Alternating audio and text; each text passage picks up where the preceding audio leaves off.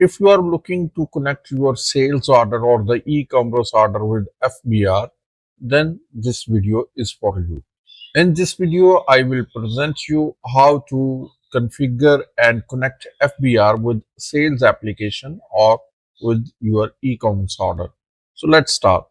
First of all, you need to install the application in your database. So I will go into the apps, and here I will write in the search FBR. So FBR, and you need to install the Sales FBR Connector. It is already installed in my database, so I will not install it, but you should install it this in your database. After installation of this application, you will go into the sales application and configure it through the in the settings, configurations and settings. So I'll click on the settings and go down, and here is the settings of the FBR invoice configuration. We will enable FBR configuration, and then we will provide the API URL that will provide by FBR, and then provide the API token. This is also will provide by FBR for the sandbox or the production. So sandbox and the production both having the different API tokens. So this is the pose ID that you can generate in FBR portal. So you will get from there, and we'll put here the pose ID.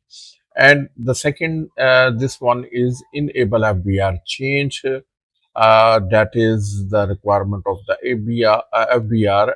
With the every sale, FBR charge 1 rupee for the FBR fee. So you can add the product, whatever the name I have named it, the deposit. You can rename this product with FBR fee.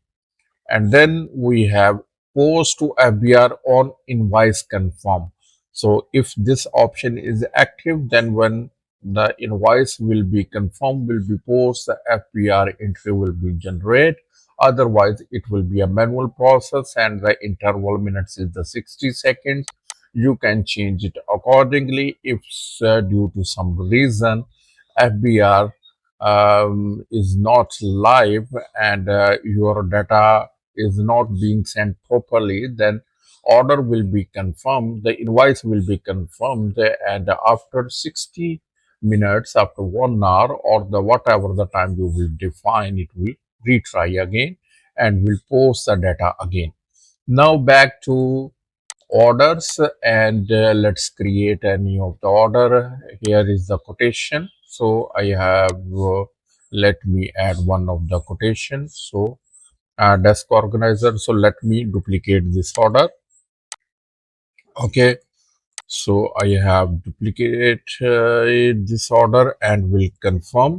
So order has been confirmed, and now I will create an invoice. So click on the invoice, regular invoice I am going to create, and click on the create draft.